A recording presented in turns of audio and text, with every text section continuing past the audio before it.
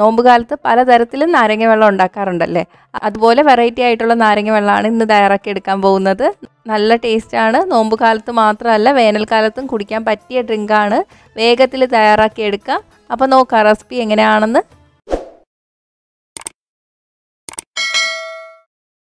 അപ്പോൾ ഇത് തയ്യാറാക്കാൻ വേണ്ടിയിട്ട് ഞാനിവിടെ 1/2 കപ്പ് പഞ്ചസാരയാണ് എടുത്തിരിക്കുന്നത്. ഇതിലോട്ട് 1 കപ്പ് വെള്ളം കൂടെ ചേർത്ത് കൊടുക്കാം. വെള്ളം ചേർക്കുമ്പോൾ നല്ല വെള്ളം ചേർക്കാം കേട്ടോ. ചൂടാക്കി തണുപ്പിച്ചിട്ട് ഉപയോഗിക്കുക. പഞ്ചസാര അലിഞ്ഞു വരുന്നവരെ നന്നായിട്ട് കലക്കി കൊടുക്കുക.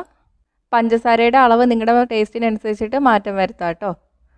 ഇനി ഇതിലോട്ട് നമുക്ക് 1/4 കപ്പ് നാരങ്ങ നീരും കൂടി ചേർത്ത് കൊടുക്കുക.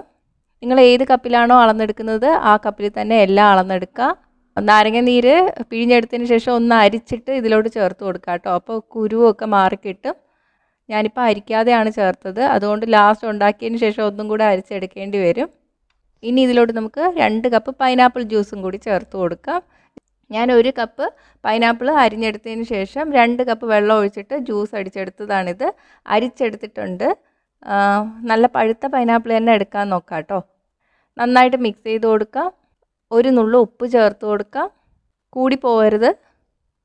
ലാസ്റ്റായിട്ട് നല്ല കട്ടിയുള്ള 1 കപ്പ് തേങ്ങാപ്പാൽ കൂടി ചേർത്ത് കൊടുക്കാം. നന്നായിട്ട് മിക്സ് ചെയ്യുക. അപ്പോൾ നമ്മുടെ നല്ല ടേസ്റ്റി ആയിട്ടുള്ള പൈനാപ്പിളും തേങ്ങാപ്പാലും ചേർത്തിട്ടുള്ള കോക്ടെയിൽ റെഡി ആയിട്ടുണ്ട്. ഇനി സെർവ് ചെയ്യുന്ന ഗ്ലാസ്സിലോട്ട് ഒഴിച്ചു കൊടുക്കാം. ഗ്ലാസ് ഒന്ന് ഗാർണിഷ് ചെയ്യാൻ വേണ്ടിയിട്ട് ഞാനൊരു പാത്രത്തിൽ കുറച്ച് പഞ്ചസാര എടുത്തിട്ടുണ്ട്. ഇതിലോട്ട് നമുക്ക് ഗ്ലാസ് ഒന്ന് കമിഴ്ത്തി വെച്ച് കൊടുക്കാം. ഗ്ലാസിൻ്റെ മുകളിൽ കുറച്ച് നാരങ്ങ നീരോ അല്ലെങ്കിൽ വെള്ളവും ചേർത്ത് കൊടുക്കുക. അപ്പോൾ പെട്ടെന്ന് തന്നെ പഞ്ചസാര ഒട്ടിപ്പിടിക്കും.